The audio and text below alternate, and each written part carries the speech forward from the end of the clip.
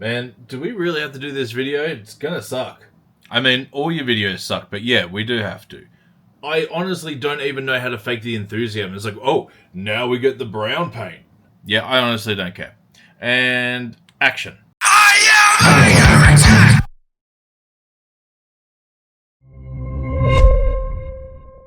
Passion, excitement, buzzword, innovation. You will find none of that in this video. This whole thing is basically me getting a bee in my bonnet and wondering if I can still paint properly. So for the next 10 minutes, we're going to cover why this sucks. You're welcome. This is probably only the second beard that I've ever painted that I didn't completely hate straight out of the gate. Which is unfortunate because it ends up on a very samey same looking model. Strap yourself in for this one because it's going to be a fairly terrible tutorial. I'll add a paint list in the description, but there was so many mixes and half mixes and blend backs that I really couldn't show it or really tell you what it was. Instead, we're going to talk about goals, approach, and eventual disappointment. The real aim of this entire model was kind of to try and kick back of my obnoxious use of colour and my usual style. Instead, this was more about mimicking the traditional styles, colours, tones, whatever you want to call it, that you see on Instagram by people that can actually paint pretty well. This is the super serious approach to miniature painting. And that all starts here with this Ranger beard. Because I merely wanted to suggest the idea that it was a redhead, I started with a little bit more brunette-y tones. And it turns out this was actually a pretty good idea. I didn't know it at the time, but it worked. Having all of those deeper, darker browny reds kind of set down in the base gave us actually something to work on top of, so as we move into the highlights, we can start infusing a little bit more of that orange. And that little glaze of terrestrial titan in the deepest, darkest shadows, that's just there to make me feel better. I don't want to say that this is the key or the secret to painting hair and beards and strands, but it's getting pretty close. It worked this time. But basically all I did was ignore the details. I treated the entire thing like it was one piece or one shape. This way, the reflectivity of all the light bouncing off everything kind of felt a little bit more uniform as it would IRL. And that same idea also helped to set up the focus. Because I wanted everything directed at the face, we made the tips of the beard a little bit darker and moved up into a brighter gradient the closer it got towards the face. Think of it in a similar way to OSL, but with the face itself being the light source. As everything gets closer to said light source, it gets brighter. Now, obviously, it doesn't look like it's glowing, but it's not supposed to. This is just a way to force focus up towards, well, where we want the focus pointed at. And now the only time that approach changes is, well, now. As we get up to the highest highlights, now we can start looking at those individual strands. We've built up the shape and the gradient, but here's where it actually starts to kick in a little bit of the detail separation and readability. It's okay, but it still sucks. What's next? Something I do legitimately suck at is non-metallic metal silver. So guess what? It's what we're gonna do. Hey, look, it's not purple. Don't fear, it will come in later. I don't know what it is about non-metallic metal silver or steel, but I can't grip it. It's something that's never really stuck. I have a general idea of how it works, what the colors should be, where the colors should be, but it just never really reads properly. And a lot of this comes down to the actual style and approach of how I go against non-metallic metals. I have a very animated or comic book version of non-metallic metal technique. This means there's a little bit more attention to shape and contrast, more so than bounce lights and reflectivity. And when it comes to silvers, because they are such a plain and neutral color, it's usually that reflectivity that kind of sells the surroundings and actually makes it feel like a non-metallic metal. I know the problem, I'm just not going to fix it. That's on me. And if we're being honest, every single person out there has something that they do the exact same thing with. You know what to do, you know how to do it, you know how to change it, you know where you're going wrong, you just don't. But in the interest of this being a painting video, let's look at the approach. The base was the darkness. It's just a deep, dark, desaturated blue. And then after that, I just came in with a little bit of a wet blend with Grey Castle. And again, this was a little bit more sketchy, just trying to kind of figure out where we wanted the lights to sit. Sketching was a good idea for that, as far as placement goes, but this is where we pay for it, because now there's a whole lot of cleanup for this to actually look like something. And yes, in case you're wondering, this is where the Terrestrial Titan glaze came in. Because Terrestrial Titan was something that we'd already integrated into the shadows, I did have to bring it back in, one, because I wanted to, and two, because it feels right in the atmosphere we're setting. Something I've been discovering more and more about miniature painting is it's not so much what you're doing, how you're doing it, how well you're doing it, but it's the feel and the atmosphere that the model has. That sounds like something, doesn't it? Maybe a little too pretentious? But that's why there's so many scratchy, sketchy styles that look a little rough, but they also look absolutely fantastic.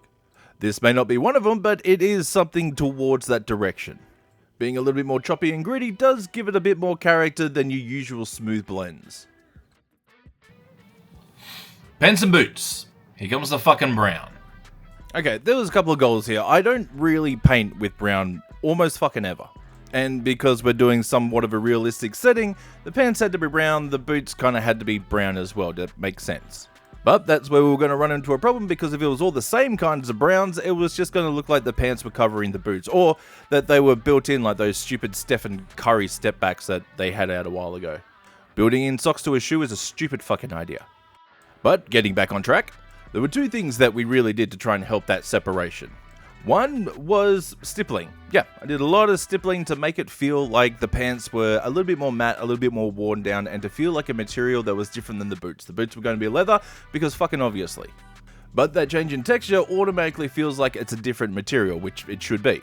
So, after getting down that initial base color and shadow tone, all the highlights were done by stippling upwards. Just like we would with anything else, instead of just swipes, we got little stabs. That's it. You know, sometimes I think I should say something when we do ads. I'm not going to, I just think it sometimes. To try and come in with a little bit of uniformity, we started off with the exact same way, the exact same colors and shadow tones for the boots. Again, we wanted to feel like it's in the same kind of universe and atmosphere, but they do have to be different materials. I don't usually paint little guys to look like little guys, I'm more of a concept painter. So this was honestly an issue that I hadn't really ran into before, because I'm never overly worried about the difference of materials. So I wasn't really prepared for this, I didn't think about this beforehand, there was no pre-planning, and I'm probably never going to think about having to do this again. The next change that I really went for with highlighting the boots was starting to introduce a different color. So I think we actually went with topaz skin just to add a little bit more orange to it. I couldn't tell you why specifically it was topaz skin, and adding a little bit of orange, I think it was just on the palette at the time. But it did enough to feel like it was still worn out, gritty and dirty just like everything else, but it had a little bit of a different tone to it.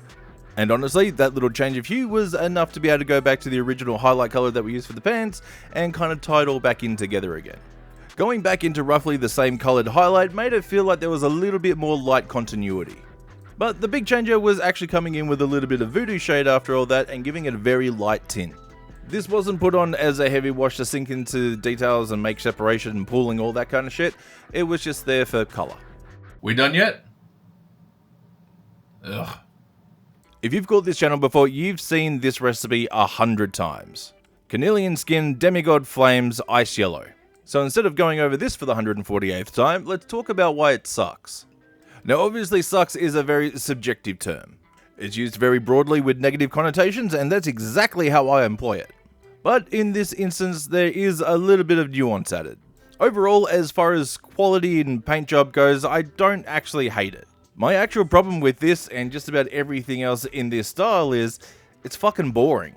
It's painted the same way to just about how everybody else would paint it, and that's not to knock what everybody else is doing, that's fine, you paint the way you want to paint. I'm just saying that I find no interest in this whatsoever. If I'm being completely 100% honest, if I saw this on Instagram, I wouldn't remember it, I wouldn't stop to look at it, nothing. There's nothing here that personally catches my attention or warrants more than a 3-second glance. It's painted to a decent standard, but there's nothing ball-shakingly amazing about it.